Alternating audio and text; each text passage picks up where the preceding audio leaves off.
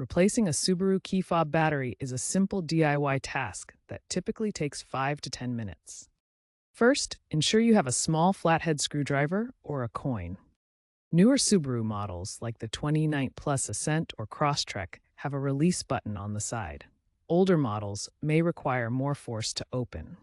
Carefully pry open the fob case using the screwdriver or coin. For models with a physical key blade, like the Legacy, detach it first. Work in a dry environment to avoid static electricity or moisture damage.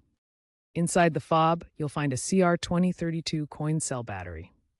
Note the battery's orientation before safely removing the old battery.